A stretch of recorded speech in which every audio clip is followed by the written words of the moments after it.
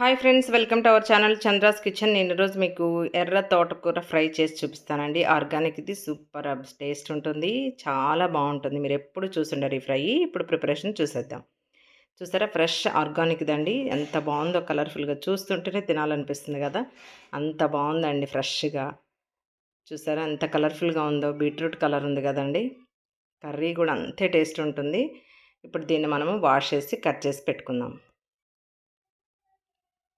చూసారా, అలా కట్ చేసి పెట్టుకున్నాను. దీనికి ఒక 3 బిగ్ సైజ్ ఆనియన్స్ కావాలండి. ఫ్రై కాబట్టి కొంచెం ఆనియన్స్ ఎక్కువ ఉంటేనే బాగుంటుంది. అలా సన్నగా చాప్ చేసి పెట్టుకుందాం. ఒక బాండీ పెట్టుకొని ఆయిల్ వేసుకుందాం. కొంచెం ఆయిల్ ఎక్కువే పడుతుందండి ఫ్రై కాబట్టి. ఇది మీకు 3-4 డేస్ నిల్వ ఉంటుందండి. బయట పెట్టుకున్నా కూడా ఫ్రిడ్జ్లో పెట్టుకోవాల్సిన అవసరం లేదు. దీనిలో స్పెషల్ ఇంగ్రీడియంట్ పల్లీలండి. చక్కగా ఉంటాయి. ఇలా మనం ఒక గుప్పెడు పల్లీలు తీసి రోస్ట్ చేసి పక్కన పెట్టుకోవాలి. కర్రీలోనే ఉంచకూడదండి. ఎందుకంటే కర్రీలో వేస్తే మెత్తగా అయిపోతాయి. ఫైనల్‌గా వేసుకుందాం. అలా బౌల్‌లో సెపరేట్ చేసేసుకున్నాం. ఇప్పుడు పోపు గింజలు వేసుకుందాం. మన పోపు గింజలు వేగిపోయాయి కదండీ. ఆల్రెడీ కట్ చేసి పెట్టుకున్నటువంటి ఆనియన్స్ యాడ్ చేసేసుకుందాం. ఈ ఆనియన్స్ కూడా మంచి గోల్డెన్ బ్రౌన్ కలర్ రావాలండి. అప్పుడే కర్రీ టేస్ట్ బాగుంటుంది. ఇది మొత్తం మిక్స్ చేసేసి మూత పెట్టేసేసుకొని ఒక 1 మినిట్ వెయిట్ చేద్దాం మనం. మంచిగా ఫ్రై అవుతుంది. ఆయిల్ ఆల్రెడీ హీట్ ఎక్కింది కాబట్టి త్వరగానే ఫ్రై అవుతుందండి. చూసారా, మగ్గిపోయినాయి కదా. ఇంకా కొంచెం ఫ్రై అవ్వాలండి. ఇప్పుడు మన కర్రీకి మగ్గిపోయినట్టయినాయి కదా. ఇంకొంచెం బ్రౌన్ కలర్ వచ్చేస్తే, గోల్డెన్ బ్రౌన్ కలర్, అప్పుడు మన కర్రీకి రెడీ అవుతుందన్నట్టు ఆనియన్స్. ఇప్పుడు మూత పెట్టేసుకొని ఒక 1 మినిట్ వదిలేద్దాం మళ్ళీ. ఇప్పుడు మూత తీసి చూద్దాం. చూసారా, వావ్! మంచిగా వేగిపోయినాయి కదండీ.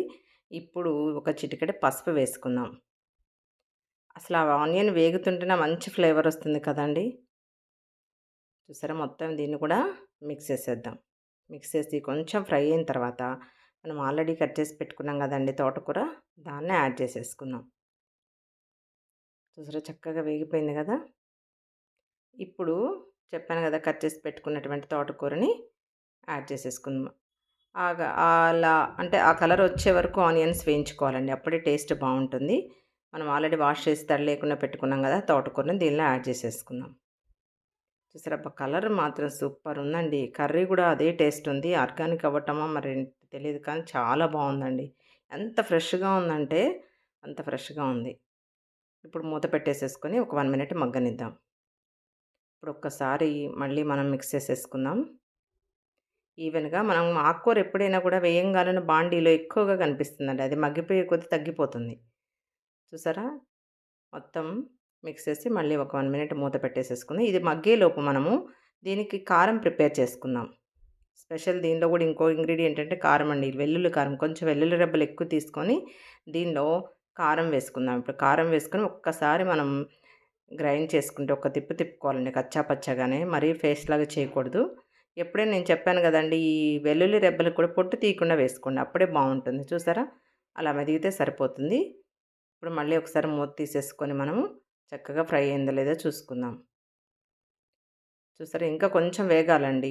ఇప్పుడు మనము చిటికెడు పసుపు వేసాం కదా ఆల్రెడీ. సాల్ట్ వేసుకుందాం. టేస్ట్‌కి సరిపడా వేసుకుందాం. తోటకూరలో ఇంకోటేంటంటే సాల్టీగానే ఉంటుందండి తోటకూర యాక్చువల్‌గా. సో, మనం చూసి వేసుకోవాలి. ఒకేసారి ఎక్కువ వేసుకుంటే ఉప్పయిపోతుంది కాబట్టి, ఈ సాల్ట్‌లో కూడా ఒక చిన్న టిప్ చెప్తానండి నేను. మీరు రాక్ సాల్ట్ తెచ్చుకొని ఎండపెట్టేసుకొని పౌడర్ చేసుకుంటే చాలా బాగుంటుందండి. మంచి హెల్త్ బెనిఫిట్స్ ఉంటాయి బయట కొనే సాల్ట్ కన్నా కూడా. చూసారా, ఆయిల్ ఇలా పైకొచ్చేసింది కదా. ఇప్పుడు మనము ఆల్రెడీ ప్రిపేర్ చేసుకున్నటువంటి కారం చల్లేసుకుందాం. ఈవెన్‌గా చల్లి మొత్తం కలిసేటట్టు మిక్స్ చేసేసుకుందాం. మిక్స్ చేసిన తర్వాత కూడా మనం ఒక 1-2 మినిట్స్ ఫ్రై అవ్వనివ్వాలండి. ఓపెన్ లిడ్ ఫ్రై చేసుకోవాలి. ఇప్పుడు మూత పెట్టకూడదు దీనికి.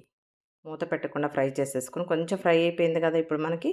ఇప్పుడు మనం దీనిలో హాఫ్ కప్ నేను కోకోనట్ పౌడర్ యాడ్ చేసుకుంటున్నానండి. డ్రై కోకోనట్, పచ్చి కొబ్బరి కాదు. ఎండు కొబ్బరి పొడి వేసుకోవటం వల్ల ఏంటంటే దానిలో ఉన్న కొంచెం ఉన్న ఆయిల్ కూడా అబ్జర్వ్ చేసేసుకొని డ్రైగా అయిపోతుంది. చక్కగా స్టోర్ ఉంటుందండి మనకి. చూసారా, మన కర్రీ రెడీ అయిపోయింది కదా. ఇప్పుడు మనం స్టవ్ ఆఫ్ చేసేసుకొని వేరే బౌల్లోకి షిఫ్ట్ చేసేసుకుందాం.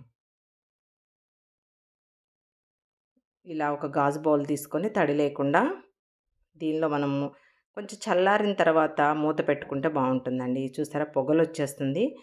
అంత పొగలొచ్చేటప్పుడు మనం మూత పెట్టకూడదండి. ఆ స్వెట్ వచ్చేసి పాడైపోతుంది. ఇలా బౌల్లోకి షిఫ్ట్ చేసిన తర్వాత మూత పెట్టేసుకోకుండా ఒక 2-3 మినిట్స్ చల్లారిన తర్వాత మూత పెట్టుకుందాం. చూసారా ఎంత బాగుందండి, కలర్ఫుల్గా చూస్తుంటే చాలా బాగుందండి. ఇప్పుడు దీనిలో ఫైనల్గా మనం పల్లీలు వేసుకుంటే మనం తినేటప్పుడు క్రిస్పీగా తగులుతూ ఉంటే వావ్, సూపర్ టేస్ట్ అండి. ఇప్పుడు మనం ఆల్రెడీ ఒక గుప్పడి పల్లీలు వేయించి పెట్టుకున్నాం కదా, దాన్ని వేసేసుకొని మిక్స్ చేసేసుకుందాం. ఇప్పుడు మిక్స్ చేసి కొంచెం చల్లారిన తర్వాత మనం లిడ్ పెట్టేసుకుందామండి, ఇప్పుడే పెట్టద్దు. చూసారు ఎంత బాగుందో అండి కలర్ఫుల్గా. మీరు కూడా ఇలానే ట్రై చేయండి. Thank you friends, thank you for watching my channel. Please like, share, subscribe.